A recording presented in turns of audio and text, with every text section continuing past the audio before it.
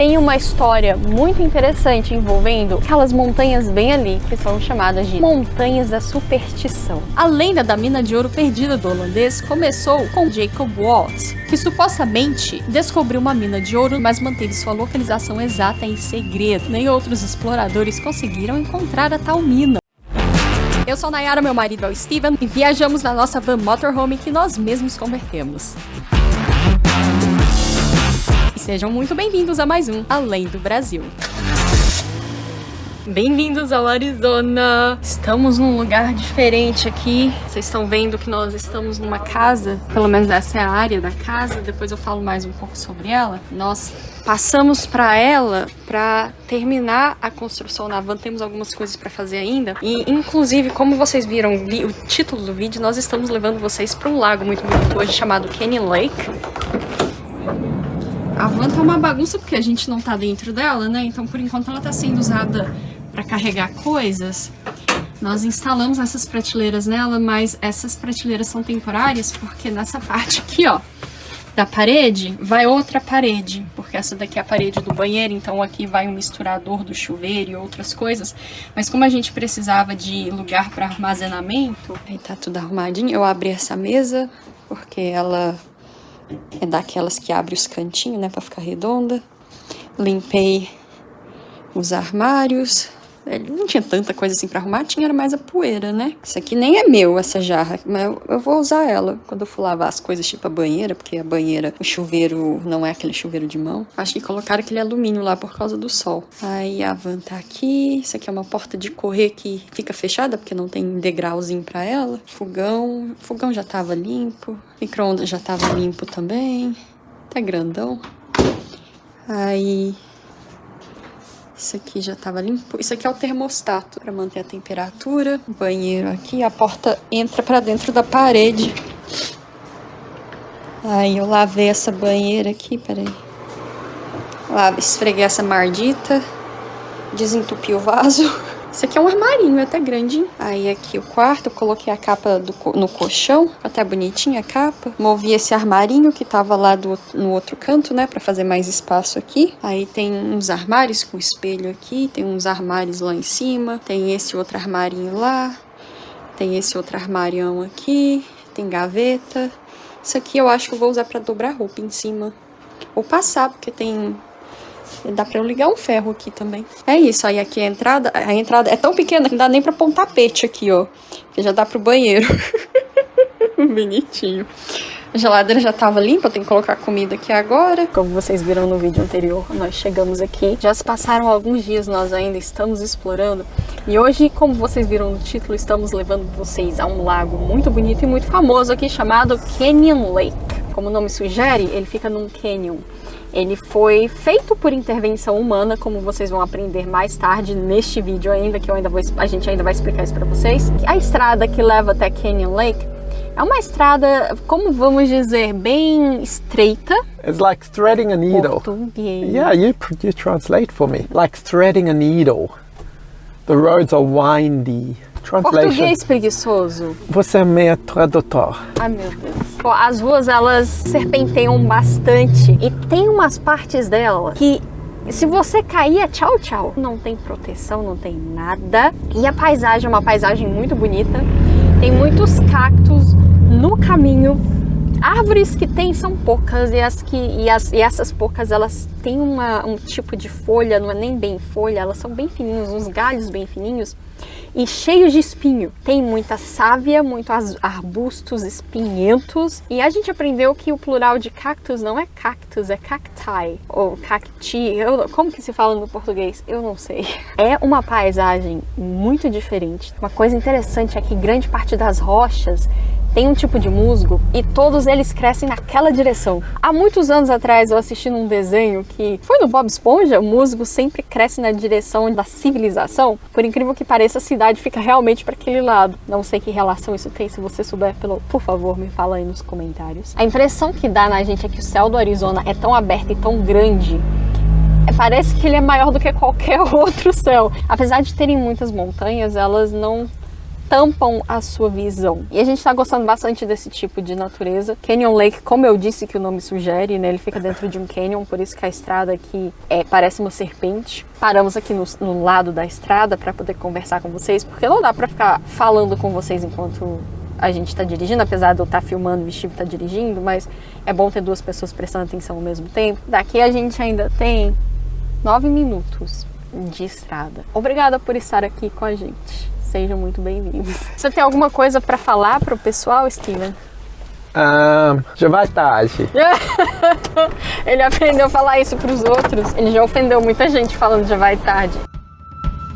Esta estrada que estamos dirigindo se chama Apache Trail, também conhecida como Rota Estadual 88 do Arizona. Ela é uma estrada cênica de 42 milhas ou 67 quilômetros que serpenteia pelas montanhas da Superstição, ligando Apache Junction ao Lago Roosevelt. Ela pode ser perigosa especialmente nas seções não pavimentadas e nas áreas com quedas íngremes, mas, fora isso, ela é bem segura se você dirigir com cautela. O nome Apache Trail significa trilha Apache, e antigamente ela era tipo que uma trilha que passava pelas montanhas da Superstição. Ela foi chamada de Apache Trail devido aos índios Apache, ou Apache, né? Como a gente conheceu bastante nos filmes de cowboy. Eles usavam esse caminho originalmente para atravessar as montanhas da Superstição, que você vai ver mais tarde aqui nesse vídeo.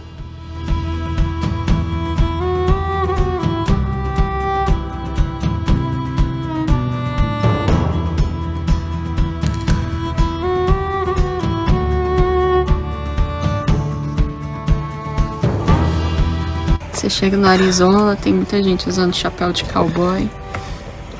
Lá atrás no fundo, será que eu consigo pegar? Acho que a gente precisa de chapéu de cowboy também.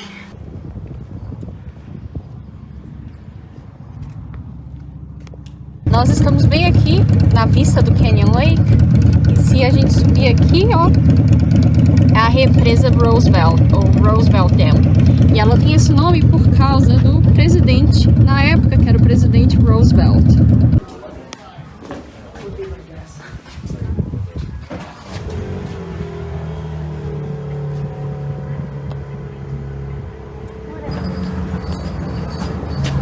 Esse é o mirante do Canyon Lake, a gente parou aqui um pouquinho para aproveitar a vista.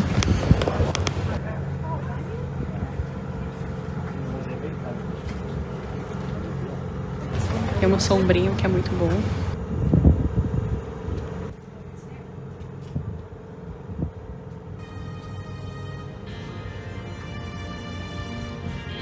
Deixa eu traduzir aqui para vocês. Em 1903, os engenheiros do Serviço de Irrigação dos Estados Unidos se prepararam para a construção da represa Roosevelt, liderados pelo engenheiro-chefe do Serviço de Irrigação, Louis C.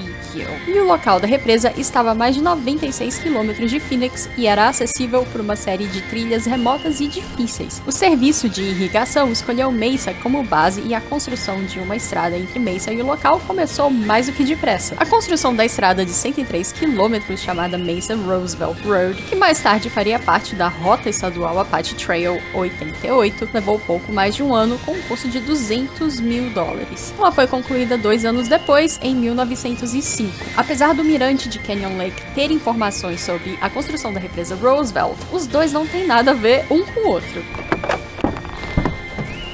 Então, esquecemos de mencionar que Canyon Lake fica na Tonto National Forest, ou Floresta Nacional Tonto. Tá quente hoje, viu? Tá muito quente. 83 graus Fahrenheit lá fora. Não sei quanto que é em Celsius, eu vou colocar aí a temperatura pra vocês. A sensação térmica tá bem alta. Uma hora dessas a gente fica tão feliz de ter ar-condicionado no carro.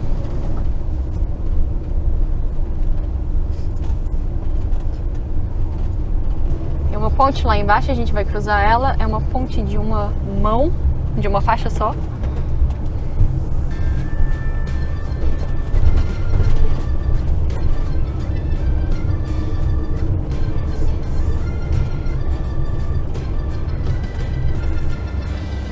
Precisa saber quem é que vai primeiro, né? Não tem nenhum tipo de sinalização para indicar. Eu acho que agora é a gente, não tem mais ninguém. Okay. Deve ser assim que funciona, então. Show that, right? Oh, there are people down there. Tem gente lá embaixo. I think I might have our swimming costumes here. Ah, and this way now?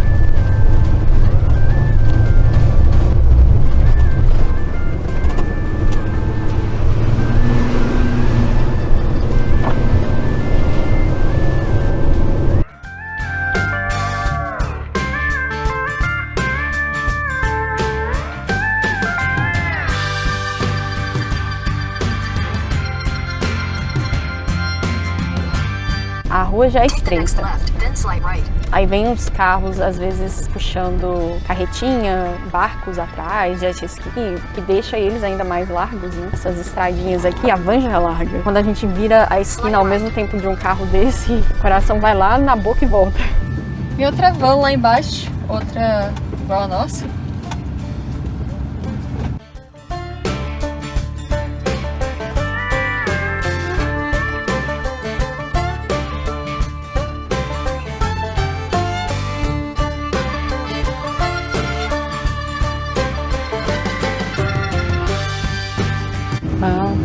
Você vê muito barcos aqui. É tipo uma marina, né? Um dock. Yeah, like a marina, some sort of dock. Take the next left, then slight left.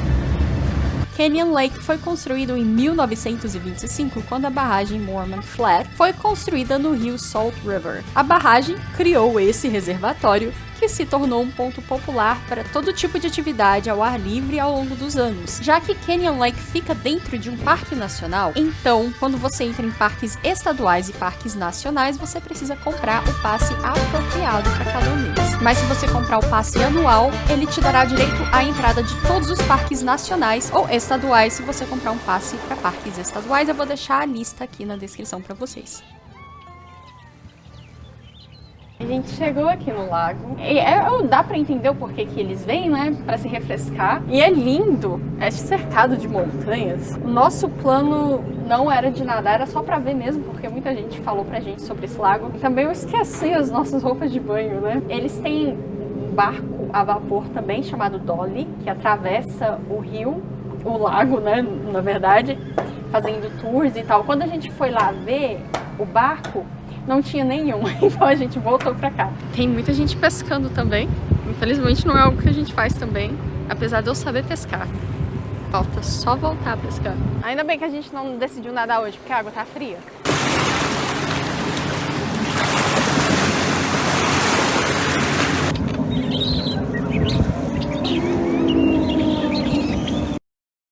Saímos do lago, agora estamos indo para o Lost Dutchman State Park. Lost Dutchman é um parque estadual que tem uma história muito interessante. Fiquem aí, aguardem, já estamos quase chegando lá. 17 minutos ainda.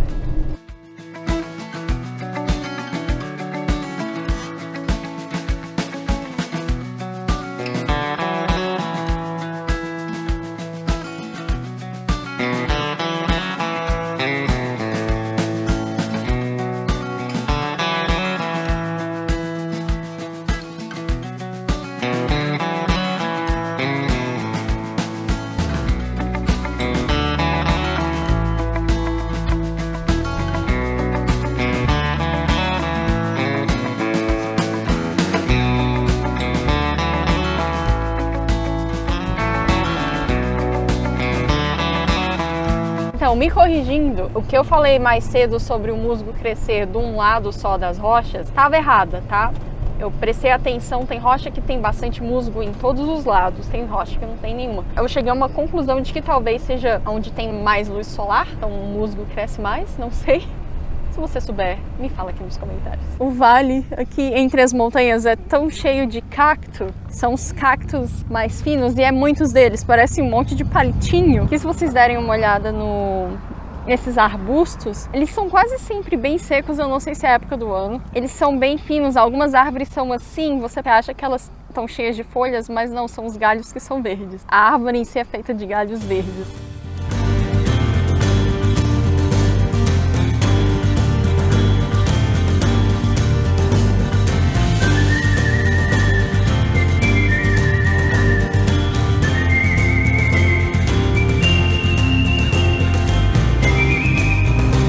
Como a gente mencionou antes, tem uma história muito interessante envolvendo o Lost Dutchman State Park e aquelas montanhas bem ali, que são chamadas de Superstition Mountains, ou Montanhas da Superstição. Nós chegamos no Lost Dutchman State Park. Quando você chega, você tem que mostrar o passe, que você adquire aqui mesmo, e qualquer documento de identidade. A gente prefere comprar o passe anual, porque aí a gente vai poder, durante o ano inteiro, poder ir para qualquer parque estadual aqui do Arizona. Vale muito mais a pena, sai mais barato.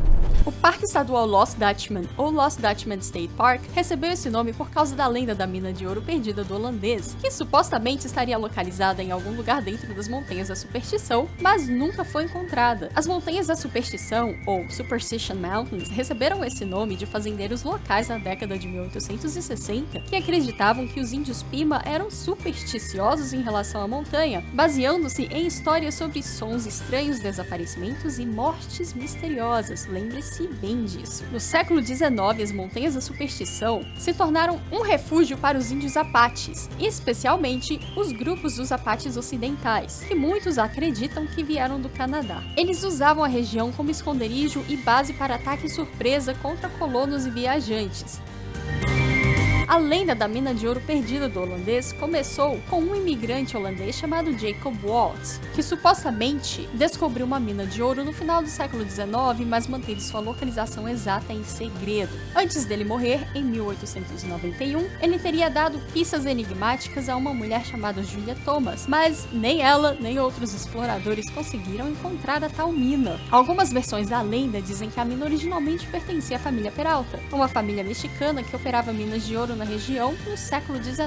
Segundo essas histórias, os Peralta foram atacados e mortos por guerreiros apaches enquanto tentavam transportar ouro para fora da região. Sua mina foi perdida na história até que Waltz supostamente a encontrou. Quando eu falo Apache, eu não estou falando de Pate tipo Patricinha, eu estou falando Apache, igual nós aprendemos nos filmes de cowboy e nas dublagens em português. Lembra quando eu mencionei os desaparecimentos? Ao longo dos anos, muitos caçadores de tesouros desapareceram ou tiveram destinos misteriosos enquanto procuravam pela tal mina perdida, aumentando ainda mais o misticismo da região. Infelizmente, há não muito tempo atrás, houve outro desaparecimento seguido de morte de um senhor que também buscava pela mina de ouro. Mas o que pode contribuir para tantos desaparecimentos? Um dos fatores é o calor extremo e a desidratação. Devido ao clima seco do Arizona, as temperaturas no deserto frequentemente ultrapassam os 43 graus. Não apenas isso, mas as Montanhas da Superstição são íngremes, rochosas e repletas de penhascos traiçoeiros e ravinas profundas,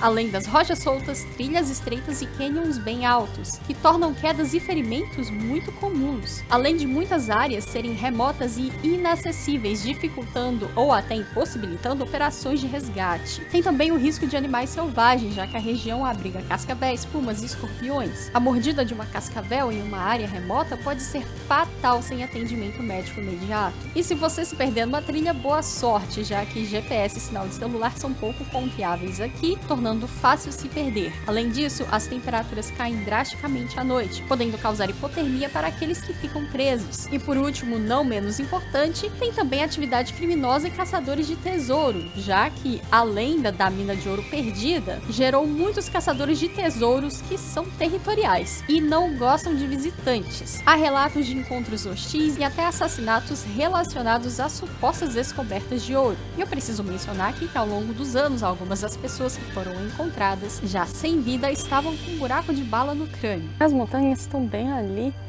Esse parque aqui é bem legal. Ele tem uns lugares para você sentar com sombra, bem ali. E eles têm grelha também, churrasqueira, né? Para você fazer o seu churrasquinho. Aqui, por exemplo, eu acho que tinha uma mesa de piquenique aqui antes e eles removeram.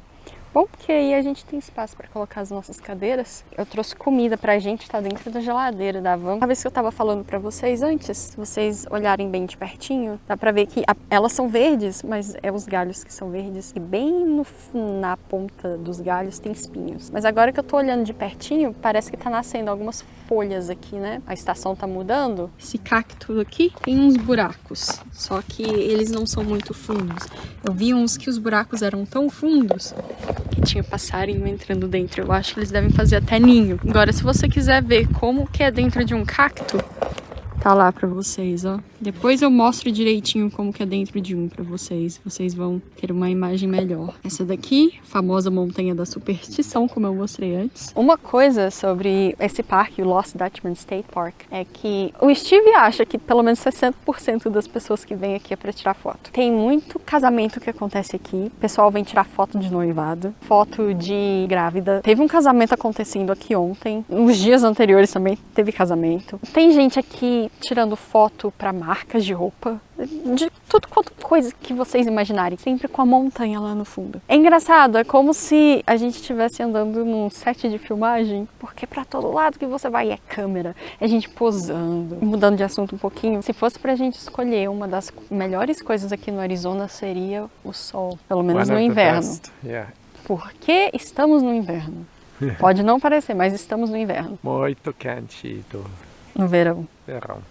Chega a quase 50 graus. À medida que você anda aqui fazendo trilha, tem várias coisas, como por exemplo, essas placas aqui contando um pouco da história. Tem várias placas espalhadas e elas contam algumas curiosidades sobre a região. Aqui, por exemplo, está falando sobre animais venenosos, como a viúva negra, que eu não sabia que tinha viúva negra aqui. O Gila monstro, não sei que bicho, não conhecia esse bicho, esse lagarto venenoso. E é claro, creio que essa daqui seja uma naja. Então tem vários animais venenosos por aqui que a gente tem que tomar cuidado. E de vez em quando a gente também encontra algumas placas de cimento com alguns animais nativos da região. Esse daqui é um coiote. E eles colocam as pegadas do animal também, pra gente ter uma ideia de como é. E eu creio que esse daqui é o tamanho original delas. Tem que tomar cuidado com esses cactos porque eles caem. Tá vendo aqui? Você não quer estar debaixo de um quando isso acontecer, se é grande, hein? A pergunta é, essa história toda, ela passa só de uma lenda ou não? É difícil de dar uma resposta exata, já que a lenda da tal mina perdida se misturou bastante com a realidade. O que se tem registros é que o holandês Jacob Waltz, que diz ter encontrado a mina, nasceu na Alemanha por volta de 1818 e imigrou para os Estados Unidos em 1839. Em 1861, ele se tornou cidadão americano enquanto morava em Los Angeles. O Jacob chegou no Arizona em 1864 e estabeleceu-se em Phoenix. Registros do censo da época o descreveram como agricultor. No entanto, seu maior interesse sempre foi a prospecção, ou seja, a caça por ouro, e frequentemente viajava para as Montanhas da Superstição. Em 1891, uma grande enchente atingiu o rio Salt River e destruiu a propriedade de Jacob. Ele foi resgatado de uma árvore encharcado e com frio e foi acolhido por sua amiga Julia Thomas. Na época, o Jacob já tinha 81 anos. A Julia pode ter esperado alguma recompensa, talvez, mas Jacob estava sem dinheiro e, em vez disso, ele supostamente descreveu a ela a localização de uma mina de ouro. O que sabemos com tudo isso é que o holandês Jacob Waltz realmente existiu, e ele faleceu em 25 de outubro de 1891 por decorrência de uma pneumonia, e foi enterrado no túmulo sem marcação no cemitério Pioneer Military Memorial Park, em City Lousley. O túmulo passou a ter uma lápide e anos depois, em 11 de janeiro de 2025, o cemitério organizou uma reinauguração de uma lápide nova e o evento foi aberto ao público. O que se sabe também é que muito ouro foi encontrado próximo à região que ele descreveu onde a mina supostamente estaria. Nessa região onde foi encontrado muito ouro, abriu-se uma mina e próximo a essa mina estabeleceu-se uma cidade chamada de Gold Town. Anos depois a mina ficou abandonada e a cidade virou uma cidade fantasma e hoje em dia ela está aberta para visitações e se vocês quiserem que a gente vá visitar, a gente vai com todo gosto, é só deixar nos comentários.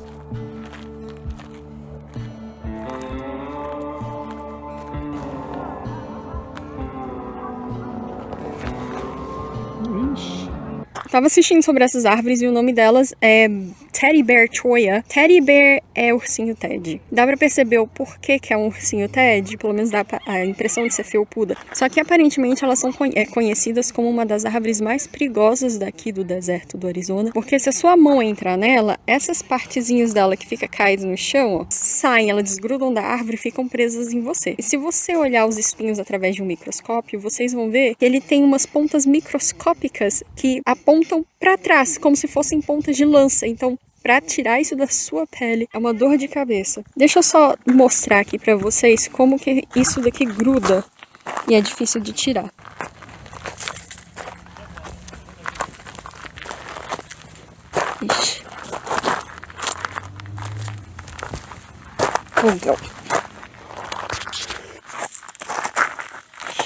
Não. Ah! Tá vendo? Os espinhos saem e ficam presos em você. Ainda tem uns aqui do lado do meu tênis.